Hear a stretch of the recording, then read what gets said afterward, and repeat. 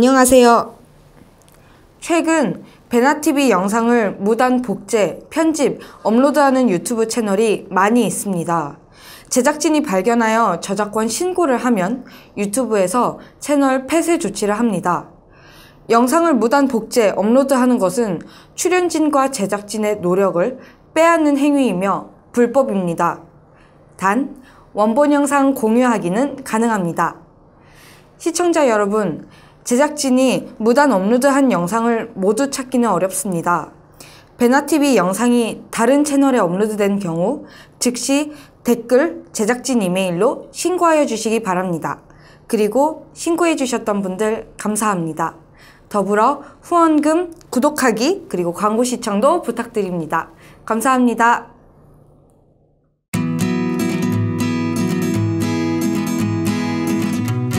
베나TV 시청자 여러분 안녕하십니까. 베나강 이춘근의 전쟁론 17번째 시간입니다. 안녕하십니까. 네, 안녕하십니까. 네.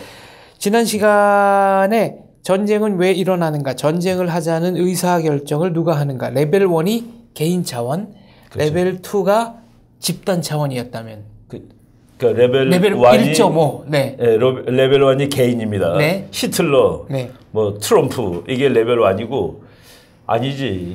히틀러하고 트럼프가 아무리 뭐 성질이 있고 그래도 그 사람들은 조직의 일원일 거야. 네. 아주 조직이 한다. 그 디시전 메이킹, 그 정책 결정 구조, 그거를 레벨 2라고 하지 않고 레벨 1.5라고 그럽니다. 네. 그 중간이거든. 드디어 이제 레벨 2 국가가 그렇죠. 국가 및 사회. 네, 국가 및 사회가 전쟁을 하자는 의사결정을 하는 주체고 전쟁이 왜 일어나는가에 대한 그렇죠. 그렇죠. 네. 그래서 이제 우리가 답이다. 그러니까 쉽게 얘기해서 히틀러가 전쟁 일으킨 거야라고 그러면은 1차원이고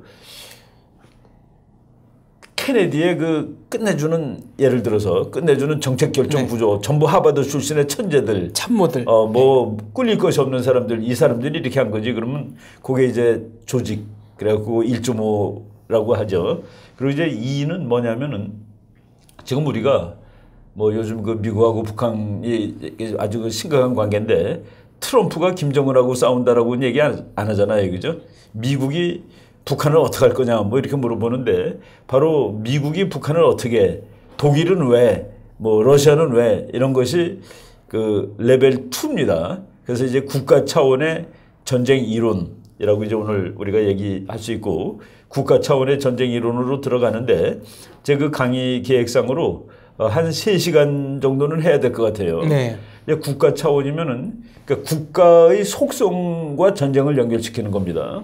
이제 국가가 큰 나라도 있고 작은 나라도 있고 뭐 더운 데 있는 곳에 있는 나라도 있고 뭐 추운 곳에 있는 나라도 있고 섬나라, 대륙국가 뭐 여러 가지 속성이 많지 않겠습니까? 그래서 자연적 속성하고 그리고 이제 인위적 속성 그 두 개로 크게 나눠서 이제 이론이 갈라집니다. 그리고 이제 인위적 속성 중에서는 또 이게 정치적, 경제적 뭐 이렇게 갈라지는데 정치적으로 민주국가냐 독재국가냐 또는 경제적으로 그 나라가 자유주의, 자본주의 국가냐 혹은 사회주의, 공산주의 국가냐 이런 식으로 국가의 속성, 뭐 성격을 이렇게 많이 보는데 오늘은 그 중에서 아주 정말 무지하게 유명한 이론입니다. 1980년대, 90년대 미국에서는 뭐 전부 그것만 공부한다 할 정도로 그 유명한 이론이고 이 이론이 유명해진 것은 정치가들이 알게 모르게 그 이론에서 나온 얘기들을 매일 합니다.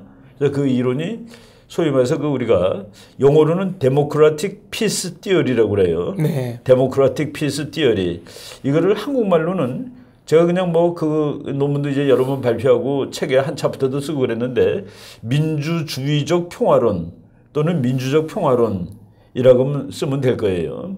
근데 이제 민주적 평화론이라는 이 이론이 도대체 이제 뭐냐를 한번 생각을 해봐야 되는데 국가들이 이제 전쟁을 하는데 민주주의 국가들도 전쟁을 많이 합니다. 미국 보세요.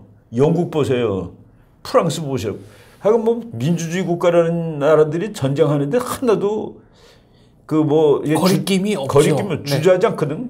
그 역사를 보면은 오히려 그 민주국가들이 전쟁을 더 자주 하는 그런 것도 보입니다.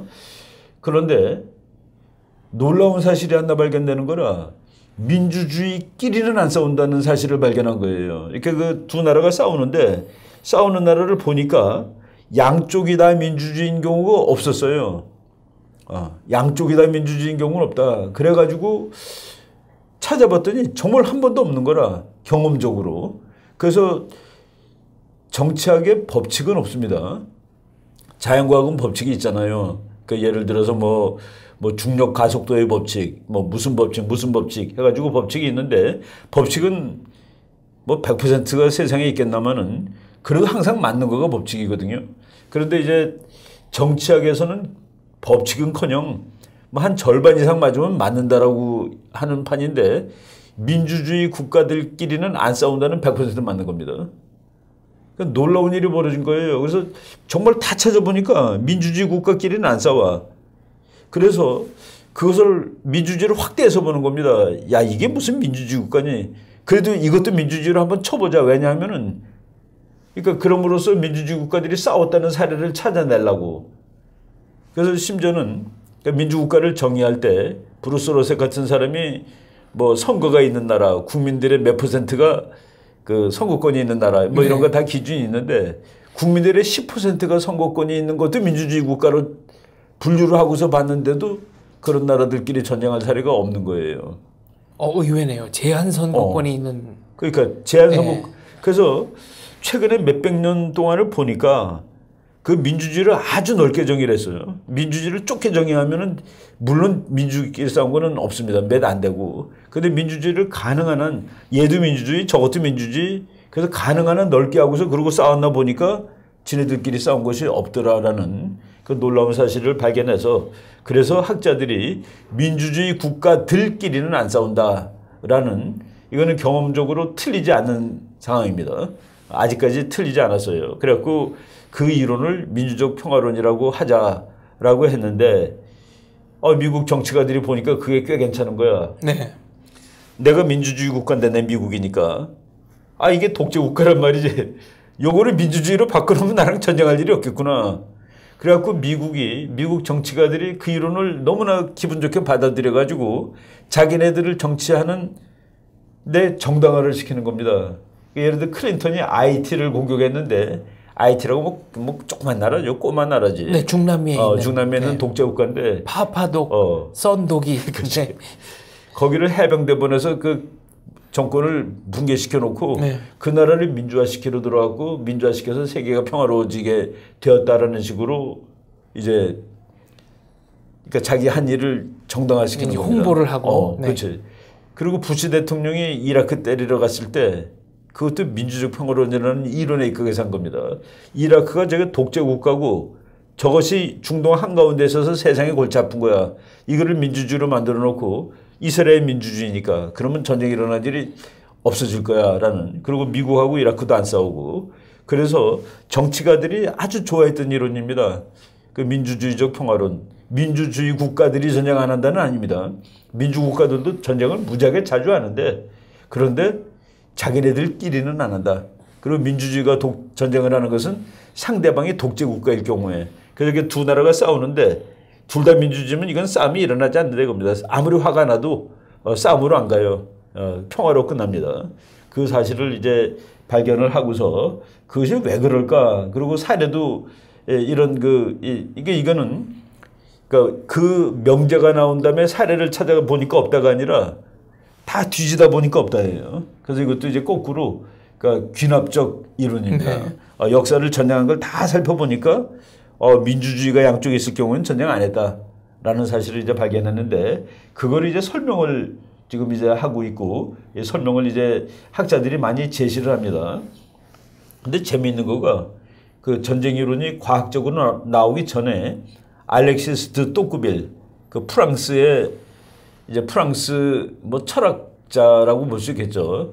이 사람이 이제 미국을 쭉 여행을 하면서 그 사람이 그 데모크라시 인 아메리카, 미국의 민주주의라는 책을 썼는데 한국에도 번역이 돼서 번역 나와 다 돼 있습니다. 있죠. 그건 뭐 무지하게 유명한 책입니다. 정치 철학, 정치 사상에서도 그렇고 미국에 대해서도 그런데 그 책에서 1800년대에 쓴 책인데 앞으로 미국이 세계 1등이 될 거다라고 예측을 했던 책입니다. 근데 또크빌이 그거 말고서도 이 전쟁에 관해서 얘기한 건데 아주 재미있는 거가 있어요. 또크빌은 민주주의 국가가 하기 어려운 일이 두 가지 있는데, 하나는 전쟁을 시작하는 일, 다른 하나는 일단 시작한 전쟁을 끝내는 일. 그러니까 민주주의 국가는 전쟁을 참 잘 시작을 안 하는데 한 번 시작하면 끝을 못 내는 거예요. 굉장히 함의가 짙은 그렇죠. 말이네요. 민주주의 국가들은 전쟁하면 끝까지 합니다.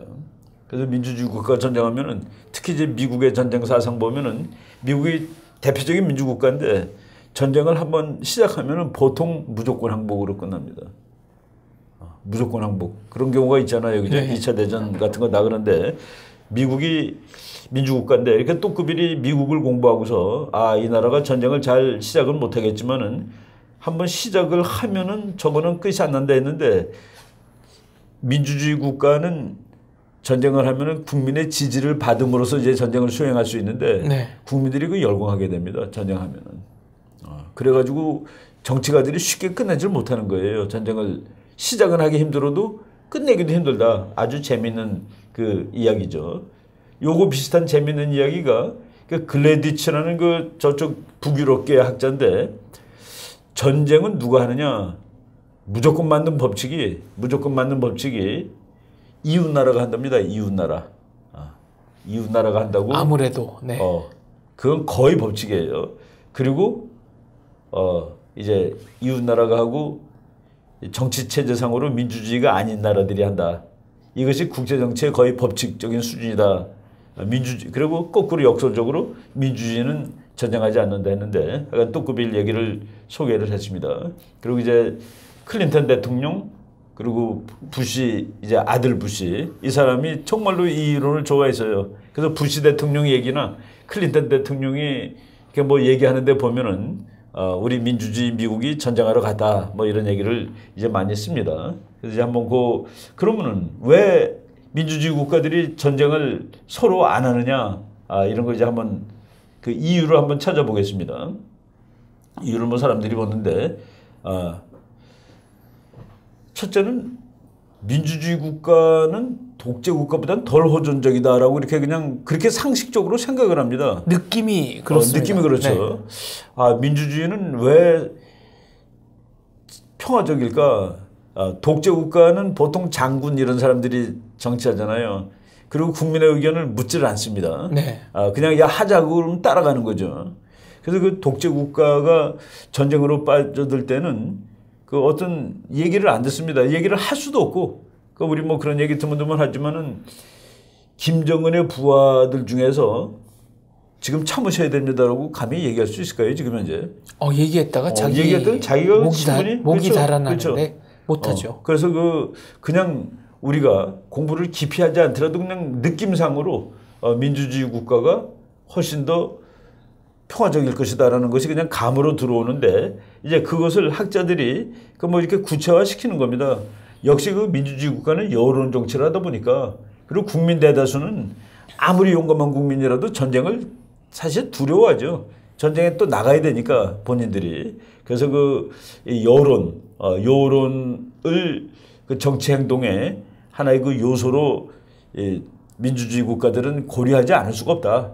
그래서 민주주의 국가는 천성적으로 독재 국가들보다는 덜 호전적이다. 독재 국가가 더욱 호전적일 수밖에 없다. 그래서 한번 이것도 조사를 해봤어요.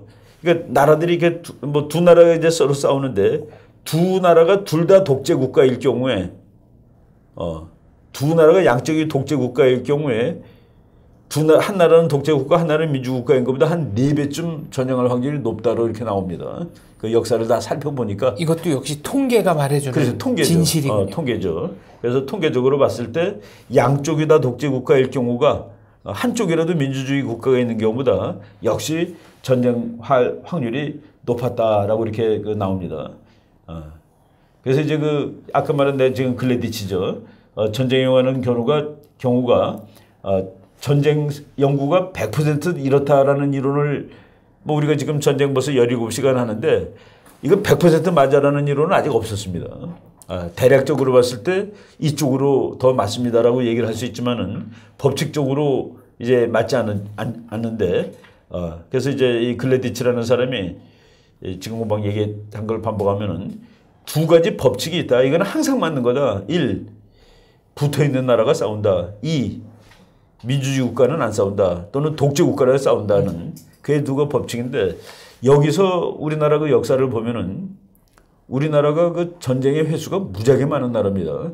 육군사관학교 교과서를 보면은 제가 이제 그 읽은 지가 꽤 됐는데 그러니까 한 20년쯤 된 육사 교과서의 그 서문에 우리나라는 지난 1000년 동안 996회의 공격을 받았다. 매년 한 번씩. 매년 한 번씩 공격을 받았다. 그러니까 전쟁이 996회가 있었던 거예요. 근데 이제 그 규모 같은 건 다 따지면은 한 200 몇 개로 줄어듭니다. 서양에서 말하는 뭐 1000명 죽고 이런 거 다 따지면은. 그런데 붙어 있는 나라죠. 중국하고 싸운 겁니다. 거의 100%. 일본하고 싸운 거는 정유재란 임진왜란 밖에 없습니다. 왜구의 침략은 제외로. 왜구는 하고요. 일본의 그 정부군이 아니니까. 네. 그러니까 이제 왜구는 뭐 해적이죠, 해적. 그 해적을 빼고서 그 정부가 이게 정부 차원에서 정치적인 전쟁 그것은 다 중국하고 하는 거죠. 그래서 지금 우리나라가 지금 우리 국민들이 그 역사를 자꾸 까먹는데 우리나라가 앞으로 뭐 예를 들어서 100년 동안 앞으로 100년 동안 전쟁을 한 번 했다. 북한을 뺀다면 누구랑 할까? 중국이랑 할 확률이 압도적으로는 없습니다. 학술적 분석에 의하면 그렇죠. 그렇습니다. 그러니까 국제정치의 전쟁의 진리 이웃이한다. 민주주의가 아닌 놈끼리 한다. 이거죠. 지금 중국이 민주주의 아니고 한국이 민주주의면은 전쟁 개연성이 있는 겁니다. 중국이 민주주의가 되고 우리도 민주주의면 그 개연성이 확 낮아지는 거죠. 거의 아니죠. 지금 발견한 사실로는. 네. 그래서 이제 민주주의 국가가 이제 이건 뭐 그냥 팩트를 보면은 그 팩트는 어디서 이제 조사한 거냐면은 우리가 그 아직까지 많이 나온 케이스가 그 COW 프로젝트 1815년부터 뭐 맨 처음에는 1965년까지 했다가 이것이 자꾸 늘어나면서 하여간 뭐 2000년까지 지금 자료가 나와 있습니다. 2000년대 자료도 그 자료를 보고서 해보니까 정말로 민주주의 국가는 전쟁을 하지 않더라. 그 민주국가가 전쟁하러 간 70몇 회 중에서 지네끼리 한 적은 한 번도 없다라는 사실까지 지금 밝혀내고 있습니다. 그래서 이 민주주의 국가는 국민의 여론, 일단은 여론을 지기 때문에 그리고 뭐 지금 아까 얘기했지만 클린턴 대통령, 안토니 레이크가 얘기한 말이네요. 네, 클린턴 대통령의 국가안보보좌관이었죠. 이제 그 사람 얘기를 한번 읽어보면은 요거 이제 제가 그 책으로 그 뭐 이렇게 논문 쓰고 있는 그걸 그냥 제가 한번 읽겠습니다. 민주주의의 확산은 우리나라의 이익에 기여한다. 즉 세계에 있는 나라가 민주주의 나라가 많아지면 미국의 이익이 기여가 된다는 거예요. 왜냐하면 민주주의 국가들은 자신의 국민들의 권리를 찬탈하지 않으며 다른 나라에 대한 전쟁을 일으키지 않기 때문이다. 그리고 민주주의의 확산은 세계 평화의 관건이라는 간단한 도식으로 미국 해병대의 IT 침공이 순식간에 정당화되었다. 그러니까 IT 침공은 분명히 침략 전쟁을 한 건데 네. 저 독재자 정권을 민주 정권으로 바뀐 것이고 그것은 미국이 좋은 세상을 만든 거고. 근데 요거랑 똑같은 얘기가 윌슨도 합니다. 우드로 윌슨이 네. 미국이 1차 대전에 개입을 하면서 뭐라고 그랬냐면은 아주 그 유명하죠. 우리는 싸우러 간다. 왜? 민주주의가 편안한 세상을 만들기 위해서. 민주주의 국가들이 편안하게 살 수 있는 세상을 위해서. 논리가 좀 그렇죠. 그러고 보니까 레이건 대통령 때 중남미의 소국인 그라나다 침공 때도 비슷한 얘기가 똑같은 나오고 얘기입니다. 또 파나마의 그 노리에가를 잡아다가 미국 법정에 세울 때 그때 이제 마약 밀매한다는 그렇죠. 명목이었습니다만 그때도 비슷한 얘기가 그렇죠. 나왔네요. 그래서 이 윌슨 대통령은 아예 이렇게 합니다. Make the world. 세상을 만들고 safe for democracy. 민주주의를 하기에 안전한 세상으로. 민주주의가 안전한 세상을 만들기 위해서 전쟁하러 가서 독재 국가를 다 부셔버린다는 그런 얘기죠. 근데 이제 사실 그때 전쟁을 할 때 윌슨이 그 일본이 그때는 1차 대전 때 미국 편입니다. 독재가 구국주의 국가인데. 네. 그러니까 자기네들도 사실 자가당착인데 하여간 말로는 민주주의가 편한 세상을 만들기 위해서 전쟁을 간다 했는데 그것이 나중에 1970년 80년대에 민주적 평화론으로 나오고 그리고 클린턴, 부시 레이건 이런 사람들은 자기 이론을 정당화하는. 그래서 미국에 있는 그 미국 옆에 있는 꼬마 국가들, 독재 국가들을 가서 이제 정권 교체시키는 거죠. 오버스로우라고 이제 그런 책도 있습니다. 정권 교체시키는 이 행동이 미국은 이 이론에 의해서 도덕적으로 윤리적으로 옳은 일을 했다는 거. 요번에 사실 그 트럼프가 그 시리아 공격하는 것도 완전히 수사하는 이런 그 규범입니다. 규범. 그 인륜. 네. 뭐 인륜이라는 말이 여러 번 나왔죠. 그래서 뭐 하느님이 창조한 그 뭐 이쁜 아이 뭐 이런 얘기 나오고. 그래서 이제 그 일단 과정이 그렇고 그다음에 그러니까 민주국가는 과정상으로 여론이 중요하고 의도도 민주국가들은 전쟁보다는 협상이라든가 타협이라든가 이런 거에 의해서 이 문제를 해결하려는 속성이 더 강하다는 그런 얘기입니다. 이거를 가장 많이 연구한 사람이 뭐 이거 아주 이 브루스 러셋이라는 그 예일 대학 교수인데 이거 우리가 그 언젠가 국제 정치에서 이 사람이 좀 좌파입니다. 브루스 러셋 교수가 그 예일 대학 교수인데 조금 그게 그렇다고 뭐 공산주의자 그건 절대로 아닌데 약간 그 좌파적 사상을 가지고 있는 사람인데 이 사람이 그러니까 미국의 군수 산업 때문에 전쟁을 한다 하는 그거를 자기가 테스트를 해본 거예요. 아마 우리 한번 기억날 거예요. 군수 산업 때문에 전쟁을 한다 했는데 그러면 이제 미국이 월남 전쟁할 때 막 북폭이 더 많아지고 그러면 군수 산업의 주가가 오르냐 내리냐를 가지고 거꾸로 했는데 방산업체들이 번성했느냐 그게 아니었다는 거죠. 근데 그게 거꾸로 나오는 거라. 그러니까 평화 쪽으로 갈 때는 방산업체의 주가가 오르고 전쟁이 좀 더 진해질 때는 그 주가가 내리고 그래서 이 사람이 그거는 아니다라고 이제 증명을 해놓은 사람인데 그건 이제 꽤 오래된 책이고 이 사람이 좀 90년대에 쓴 책은 Grasping Democratic Peace라는 책이 있습니다. 그래서 Grasp은 이렇게 꽉 잡다 이거죠. 그러니까 민주적 평화를 꽉 잡아라. 그러면 세상에 평화가 온다. 그러는데 그래서 이 사람이 그러면 민주주의 국가가 뭔지를 일단 정의를 해야 되죠. 그러니까 이 세상에 민주국가를 다 만들려면은. 근데 이 사람은 정의를 그냥 우리 평범한 정의입니다. 정책 개론에 나오는 거예요. 시민의 상당 부분이 투표권을 가지고 있으며 정부는 경쟁적 선거를 통해 수립되고 일당 독재는 안 된다는 그렇죠. 겁니다. 일당 독재는 아니죠. 네. 행정부는 직접 선거 또는 의회에 의한 선거를 통해 선출되며 언론의 자유 등과 같은 기본적 시민의 자유가 보장된 나라. 그냥 두리뭉실한 그 정의예요. 그리고 사무엘 헌팅턴은 이렇게 또 정의를 했습니다. 국가의 가장 중요한 정책 결정 담당 구조가 공명정대하고 주기적으로 치러지는 선거에 의해 선출된 국가를 현대적 민주주의라고 말할 수 있다. 그래가지고 이 민주주의 국가를 찾아내고 그 나라가 전쟁하나 봤는데 아까도 얘기했지만은 가급적 민주주의 국가를 많이 만들어 보자. 그러니까 좀 정의를 허술하게 해서 너도 민주주의, 쟤도 민주주의. 그래가지고 그런데도 그들끼리 전쟁을 하면 이 이론은 확실히 맞는 거야 했는데 아니라고 찾아냈습니다.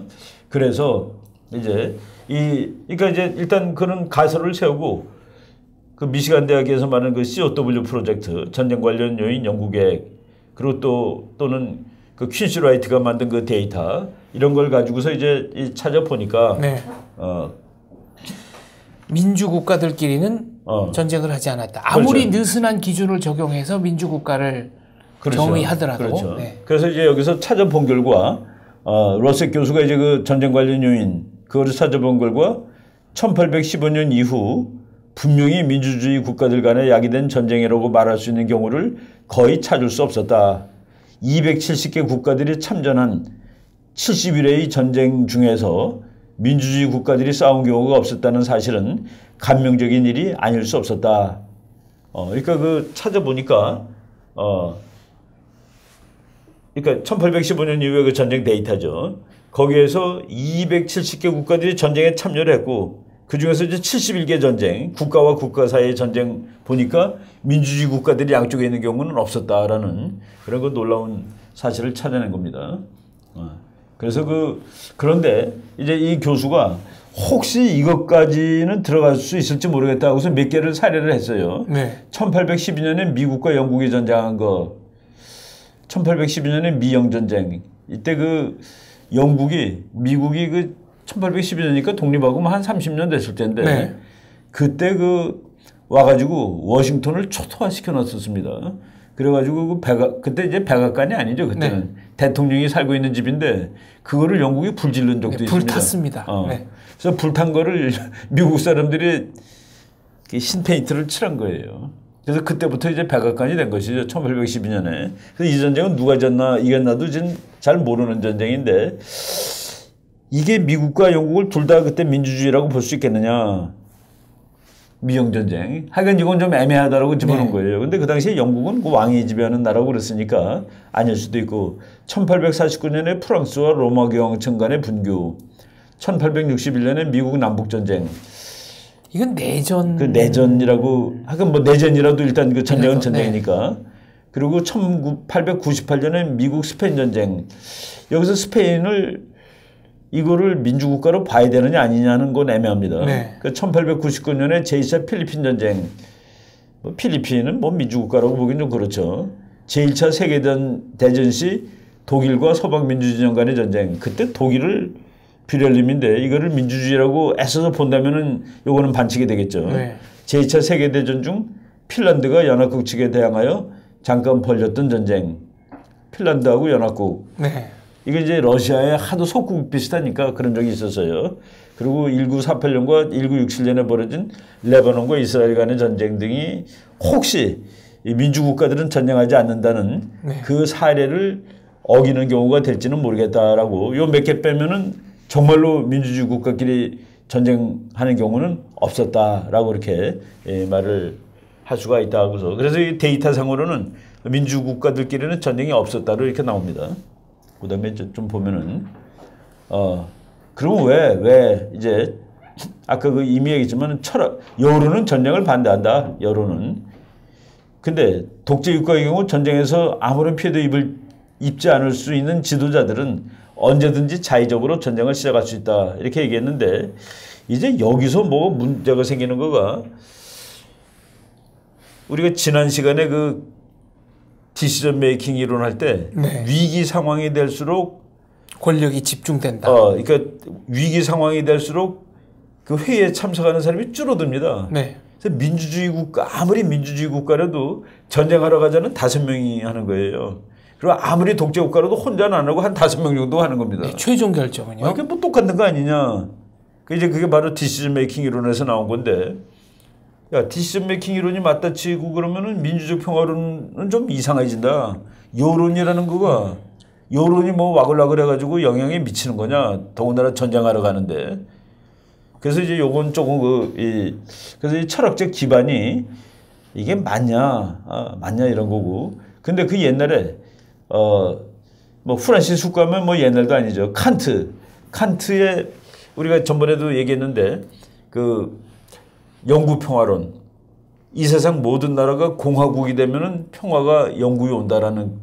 그러니까 민주주의 국가는 싸우지 않는다는 거. 그게 이제 이미 그때 있었습니다. 칸트의 영구 평화론. 그리고 헤겔의 민주 평화론. 헤겔도 나폴레옹 전쟁 이후 이렇게 보면서 이제 민주주의가 다 왔기 때문에 이제 앞으로 평화가 올 거라고 얘기를 했고. 그 다음에 프란시스 후쿠야마는 그 냉전이 끝난 다음에 역사가 끝났다라고 얘기를 했습니다. 역사의 종언이라는 책을 썼죠. 그러니까 뭐냐면은 그 역사의 발전 법칙이 정반합하는 그런 그 해결식 변증법인데 이제 더 이상 지금 정의 민주주의 자본주의라는 거예요. 여기에 반이 나올 수가 없다는 겁니다. 그래서 그 합이 생길 수도 없고 그래서 이제 역사가 이제 여기서 끝난다. 이 사람도 사실은 민주적 평화론입니다. 전쟁론. 이런 것들이 있는데 이게 그 민주주의 국가 그러면 전쟁도 민주주의적으로 다 토론하고 하느냐. 여기서는 철학적인 기반상으로는 민주주의 국가는 토론을 하고 여론이 있기 때문에 한다라고 하는데 그러니까 이 전쟁을 하러 갈 때 국민의 여론을 듣지 않을 수 없다라고 하는데 요건 이제 나중에 비판할 때 방법론적으로 비판이 될 수 있는 그런 겁니다. 그러니까 분명히 전쟁은 소수가 결정한다며 소수가 결정하는데 민주주의하고 독재국가가 뭐가 차이나 여론이 하는 것도 아니라면서 라는 그 비판을 충분히 받을 수가 있습니다. 그런데 하여간 그 브루스 러스 같은 사람은 이제 러시아가 멸망을 하고 그리고 미국이란 나라가 국제정치 정책을 바꾸는데 재밌습니다. 그걸 사무엘 헌팅턴이라는 사람이 아주 유명한 교수죠. 더 서드 웨이브라는 책을 썼는데 그냥 민주주의가 막 많이 생기는 거예요. 전 세계적으로 민주주의가 막 쏟아져 나오는 겁니다. 그래서 민주주의의 제3의 파도. 그러니까 이제부터는 세상에 이제 전쟁은 없을 거야. 다 민주주의가 되니까. 그거가 부시 아버지 대통령이 이제 자기가 그 소련을 무너뜨린 다음에 세계를 자기가 이제 뭐라 그럴까 통일한 건 아니고 하여간 러시아를 다운시켜 놓은 다음에 일극 체제로 일극 체제가 된 다음에 뭐 그냥 우리가 좀 예를 들자면은 네. 딱 그 포디움에 올라섰습니다. 네. 포디움에 올라서가지고 세계의 국가들한테 선언한 거가 있습니다. 사실은 뭐를 선언했느냐? 1. 이제 모든 국가는 민주주의 할 것. 2. 이제 모든 국가는 미국식 자유주의 자본주의 할 것. 3. 미국한테 덤벼들지 말 것. 그것이 부시 아버지가 전 세계에 한 건데 그때 미국이 수많은 나라들을 민주주의로 바꿔놓습니다. 바꿔놓는데 민주주의로 바꿔놓는 논리가 뭐냐면은 옛날에 미국이 공산주의랑 싸우기 위해서는 네가 독재라도 내가 봐줄 수 있다. 반공이면 봐준다. 그래서 그 남미에 수많은 그 꼬마 독재 국가들인데 이것들이 다 반미입니다. 군부 독재는 또 대부분 반미죠. 반미가 친미, 아니라 네. 친미 반소, 네. 반공. 우리나라도 사실은 마찬가지입니다.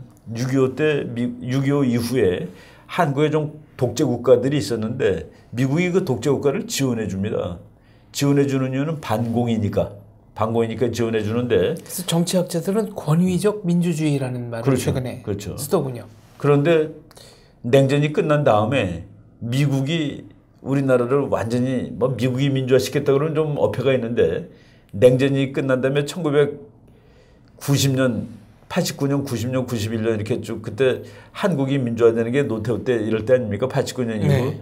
그게 미국이 전 세계 국가는 다 민주화할 것하고 맞아떨어지는 세계사적 흐름이 그랬다. 세계사적 흐름에 네. 우리나라도 사실은 거기 그냥 뭉겨 들어간 것이죠. 그래 그 서드 웨이브에 그 민주국가가 많이 생겼는데 그래서 그 민주국가들이 많이 생기면은 당연히 전쟁의 빈도는 갈등의 빈도는 줄어들 거다. 그래갖고 브루스 러셀 교수는 그 책 제목이 Grasping Democratic Peace, 그러니까 민주적 평화를 잡자라고 해놓고 그 부제가 Principles for a Post-Cold War World, 그러니까 냉전이 끝난 세계의 원칙. 그러니까 다 민주화가 됐으니까 민주화된 나라끼리는 전쟁 안 할 거다는. 그래서 탈냉전 시대의 국제정치 원칙이라는 부제를 붙일 정도로 이제 뭐 이렇게 아주 낙관적이었죠. 아까 말씀하신 사무엘 헌팅턴은 문명의 충돌이라는 새로운 차원의 전쟁이 있을 것을 예언했습니다. 그렇죠, 그렇죠. 그러니까 이제 문명의 충돌도 이게 그 민주주의 평화론하고는 조금 이제 상치되는 것은 아닙니다. 그러니까 왜냐하면은 그 문명이 달라가지고 그러니까 전 세계가 다 민주화가 될 수 없다는 그 전제를 깔고 있는 것이죠. 그래서 아무리 이쪽이 민주주의라도 저쪽이 독재 정치면은 전쟁을 하게 돼 있고 그 미국이 전쟁을 안 한 것이 아닙니다. 독재 국가랑은 뭐 미국이 싸울 때 제일 먼저 달려가는 그런 싸움인데 이제 이 이론이 또 문제가 뭐냐면은 우리가 이 국가 차원의 이론 중에서 민주적 평화론 그러면은 바깥의 변수는 안 봐요. 그러니까 국내 문제만. 그렇지. 여기가 민주주의니까 이 나라는 전쟁 안 해. 네. 나도 민주주의니까 전쟁 안 할 거야. 그런데 정말 민주주의가 전쟁을 정말 둘이라도 안 할까. 그리고 하여간 이 이론 자체가 국내 정치 체제를 너무나도 강조를 하다 보니까 국제 문제를 강조하지 않고 있다라는 그런 그 비난을 받습니다. 우리가 국제 정치 이론 중에 당구공 이론이 있어요. 당구공 이론. 그건 뭔가요? 당구공 이론이라는 것은 국가들은 외부의 반응에 의해서 행동하는 것이지 국내적인 차이점에 대해서 얘기할 필요가 없다는 겁니다. 독재 국가든 민주국가든 그런 외부의 자극에 대한 반응이다라고 보는 거죠. 그러니까 큐대가 공을 그렇죠. 때리거나 그렇죠. 다른 공을 때렸을 그렇죠. 때 공이 움직이는 외부의 것이지. 충격에 의해서 가는 네. 것이지. 그러니까 쉽게 얘기해서 불이야 그러면 우리 다 뛰어나가지 뭘 따져보고 그러냐는 얘기입니다.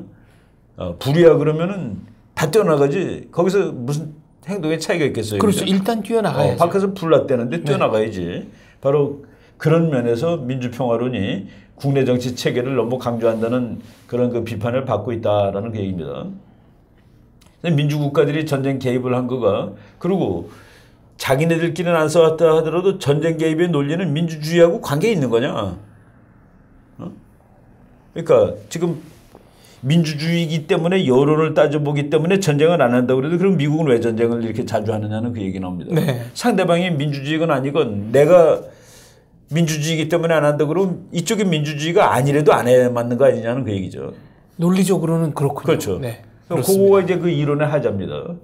민주주의 국가들끼리는 전쟁을 안 한다. 보니까 역사에 그렇게 나왔어요. 왜 안 하냐 보니까 민주주의는 정책 결정 과정도 선량하고 그리고 지도자도 선량하고 국민들도 다 그렇고 그러니까 안 하지. 그러면 독재 국가들하고도 안 싸워야지 그게 그 설명이 맞는데 독재 국가랑은 뭐 쉬지 않고 미국이 싸우고 영국도 싸우고 하더라. 그래서 국내 정치 체제에 너무 강조를 해가지고 설명하는 것은 하자가 있다는 그런 얘기입니다. 그리고 이제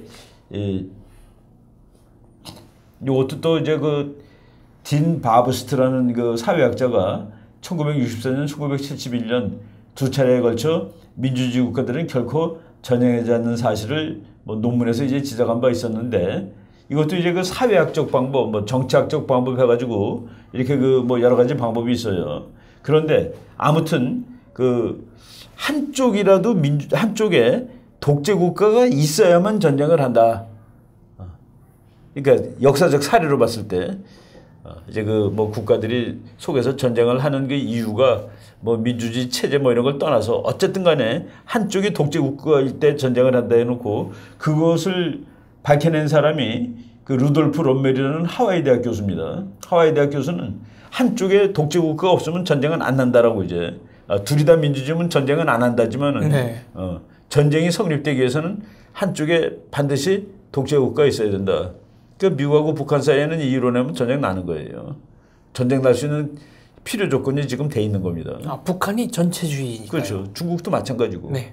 그러니까 중국이 어느 날 민주주의 국가 되면 미국하고 싸울 가능성이 줄어드는데 그러니까 두 나라 사이에 폭력이 존재하기 위한 필요 조건은 두 편 중 한 편은 전체주의 또는 권위주의 국가여야 한다라는 그 사실을 럼멜 교수가 이제 밝혀내었다는 그런 얘기입니다.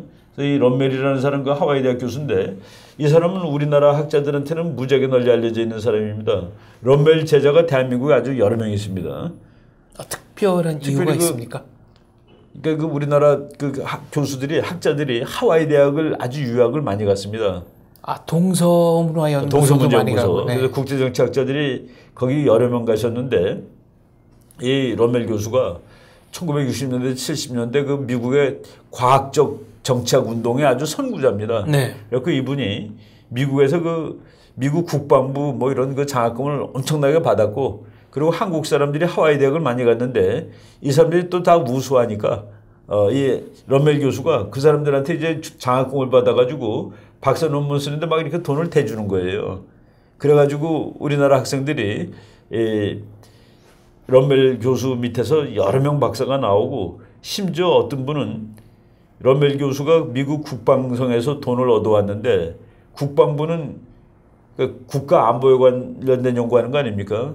그러니까 외국 학생이 미국의 국방 연구를 해준다는 게 좀 그렇잖아요. 국가 기밀이 새 나갈 수 있죠. 국가 기밀도 세고. 네. 그래서 미국 시민권 좋습니다. 아주 이례적으로 빨리. 네. 미국 시민권 좀 미국 시민이니까 그 연구하는데 네. 아무런 문제가 없잖아요, 그죠? 네.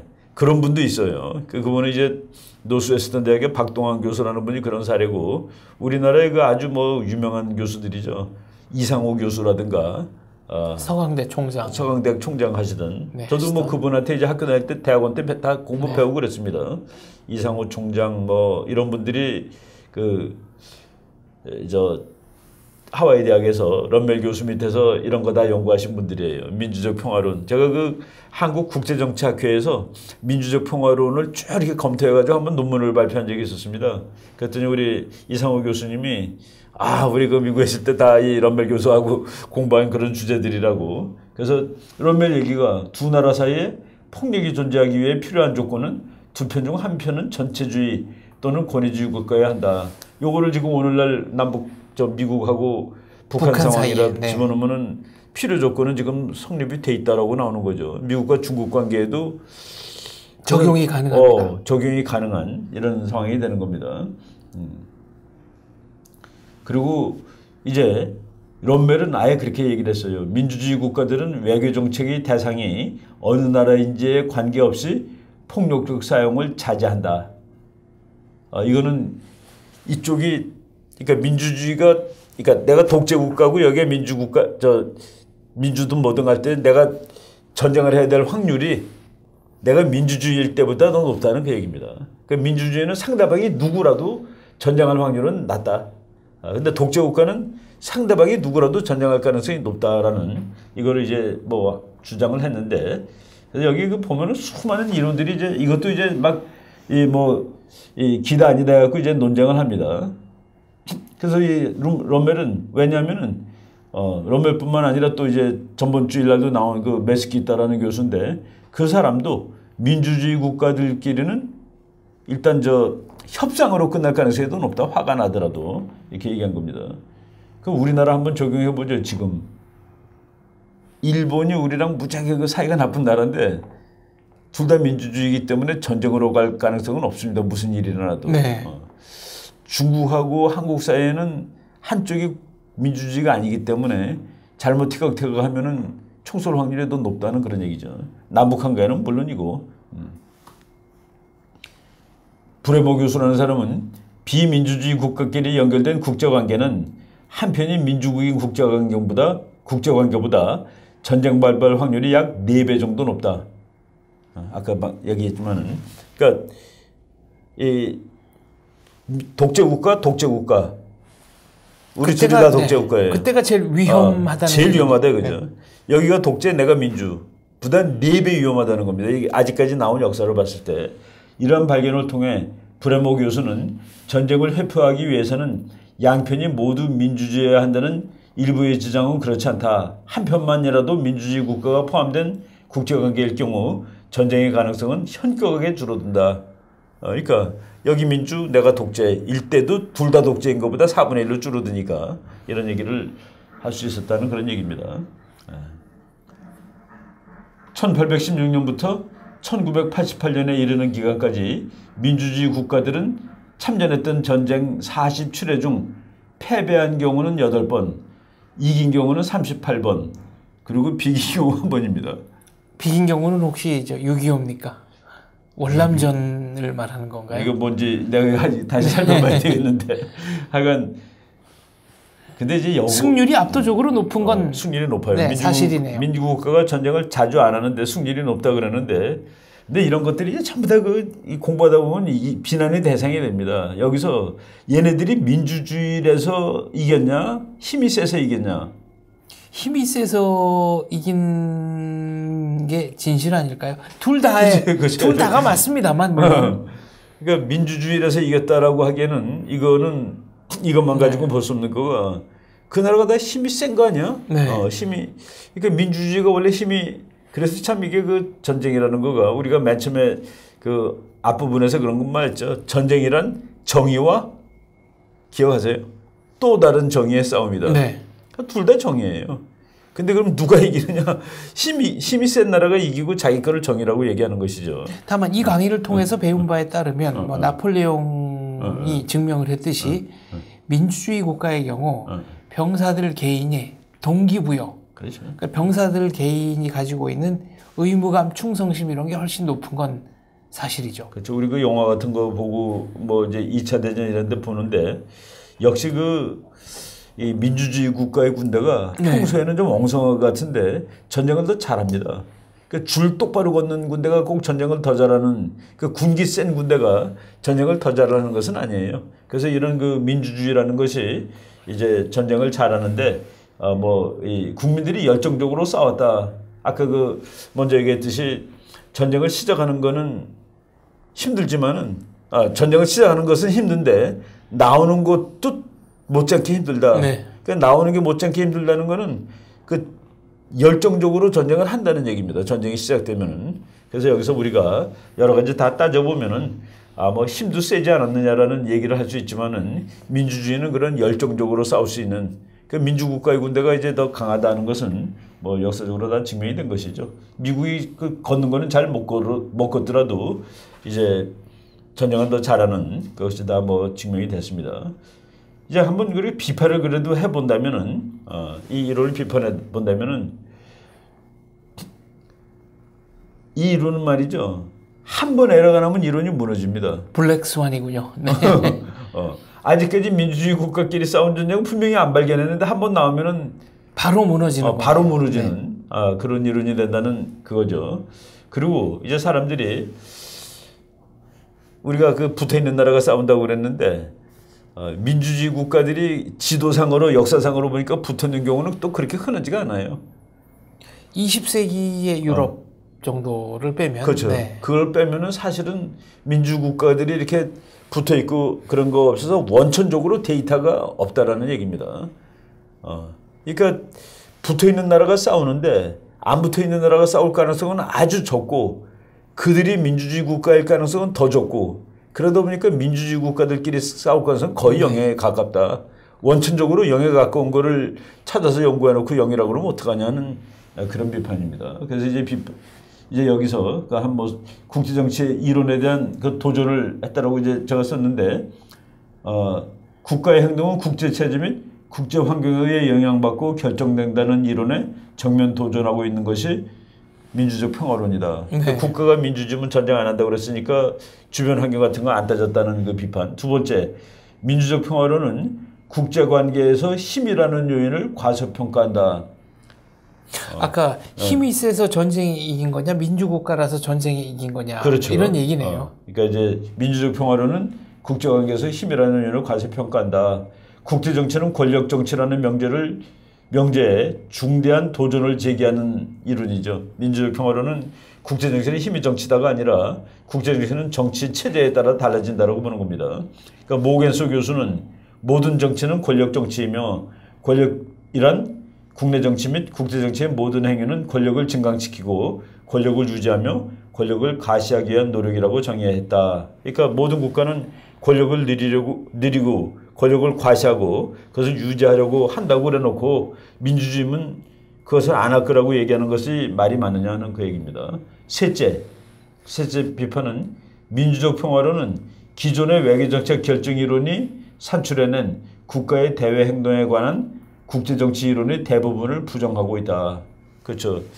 우리가 지난번에 시간이 뭐 다 안 됐기 때문에 자세하게 설명은 못했지만은 케네디 대통령이 쿠바 미사일 위기 때 그거 쿠바 미사일 위기는 아주 성공적인 거라고 그러잖아요. 그죠? 근데 그 성공적인 정책 결정이 나오기 직전에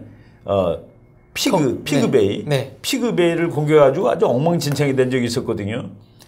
그 똑같은 대통령이 하나는 성공이고 하나는 실패가 되는데 가장 위대한 결단과 가장 바보 같은 군사 행동이 그렇죠. 한 사람의 명령에서 한 사람의 조직, 한 사람의 명령에서 나왔는데 근데 그 가장 끝내주는 결정이었다는 거를 그 그레암 앨리슨 교수가 다 분석해보니까 그게 또 아니더라라고 나온 겁니다. 우리가 그 에로우스 파라독스에서 나오는 게 뭡니까?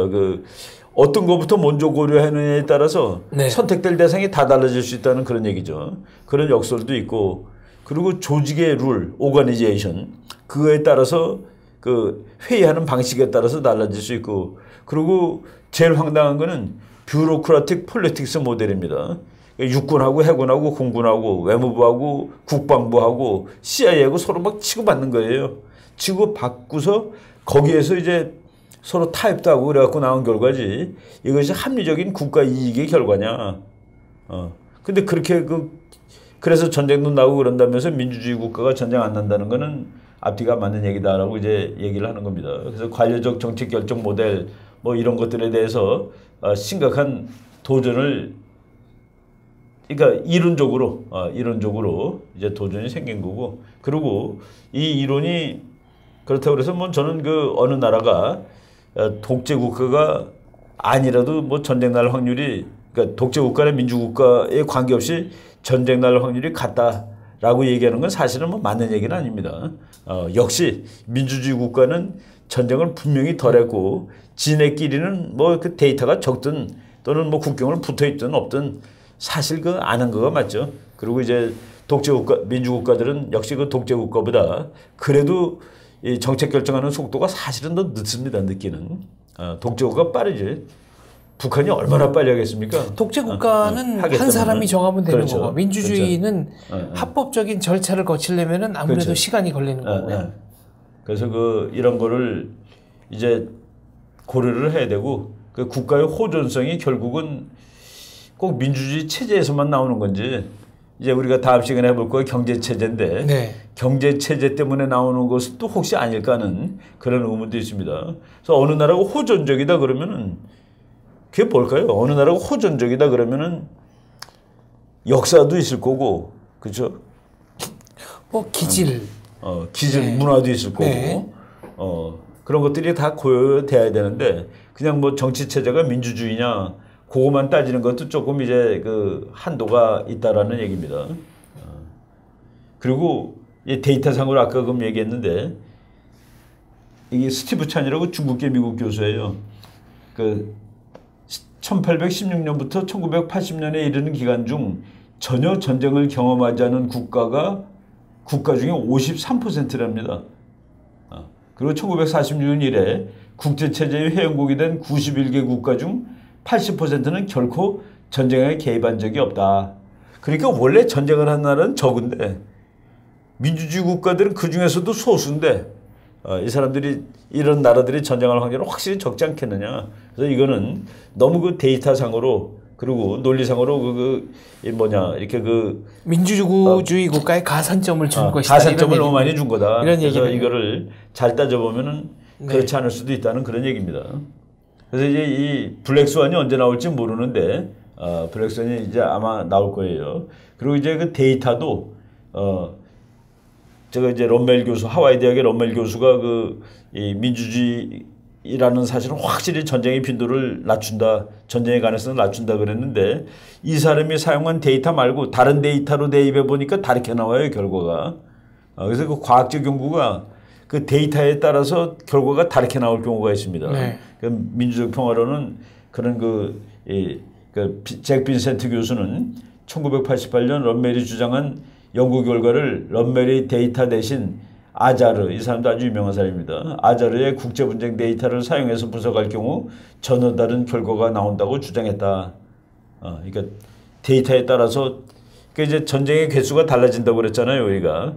그러니까 전쟁을 어떻게 정의하느냐에 따라서 이거는 전쟁에서 빠질 수도 있고 들어갈 수도 있는데 네. 그렇겠지만 어느 세기가 전쟁이 더 많았다라는 것이 이제 틀리게 나올 수 있습니다. 이 정의에 따라서 뭐 이런 얘기죠. 그리고 1993년에서 63년부터 1971년에 한국 정부가 민주주의로 표시된 데이터를 러셀 교수가 쓴 거예요. 그러니까 네. 데이터 자체가 그건 맞냐? 1963년부터 1971년까지 한국이 민주주의라고 권위주의 민주주의고 71년 이후 그러니까 10월 유신 전에 비해서는 상대적으로 좀 민주적이었다. 그렇죠. 이런 얘기로군요. 그래서 1963, 1971.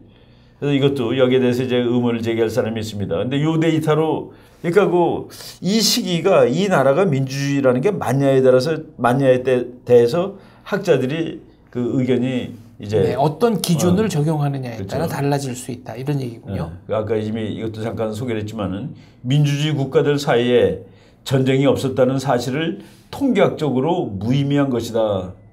왜? 전쟁에는 애초에 그리 흔하지 않은 것이며 또한 민주주의 국가도 희귀한 것이기 때문에 애초에 민주주의 국가들끼리 싸울 통계학적 확률 그 자체가 0이었다. 그런데 뭐 역사에 보니까 없다라고 얘기를 하느냐는. 네. 그러니까 한국하고 브라질하고 싸울 확률은 통계학으로 0입니다. 그렇죠. 뭐 갈등 관계도 없고. 그렇죠. 그렇죠. 뭐 워낙 또 멀리 떨어져 있고. 그렇죠. 그래서 우리나라가 칠레하고 싸울 확률도 0이고 한국이 싸울 확률이 0 이상인 나라는 저는 두 나라밖에 없다고 봅니다. 중국과 북한입니까? 북한을 뺀다면. 그럼 일본과 중국이다. 일본과 중국 외에는 우리나라가 싸울 나라가 없어요. 그러니까 우리가 예를 들어 필리핀이 핵무장했다. 우리가 반응할 일이 없습니다. 북한의 핵무장은 당장 반응하는 거죠. 중국이나 일본의 핵무장은 뭐 당연히 그 기분이 무시무시한 거고. 그래서 그건 지금 뭡니까? 질이죠, 질이. 요 질이 얘기도 이제 요 다음 그 국가 차원의 분석할 때 이제 설명하도록 하겠습니다. 네.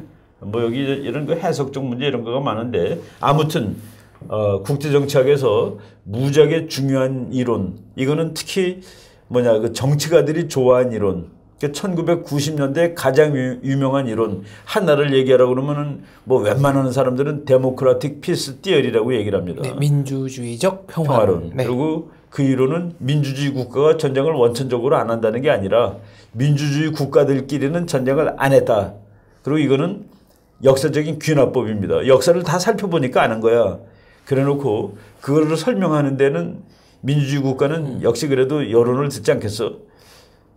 그리고 국민의 생명과 재산을 그래도 민주주의 지도자들은 독재국가보다 더 따지지 않겠어. 그리고 독재국가들은 자기는 안 죽으니까 더 씩씩하게 전쟁을 결정하지 않겠어.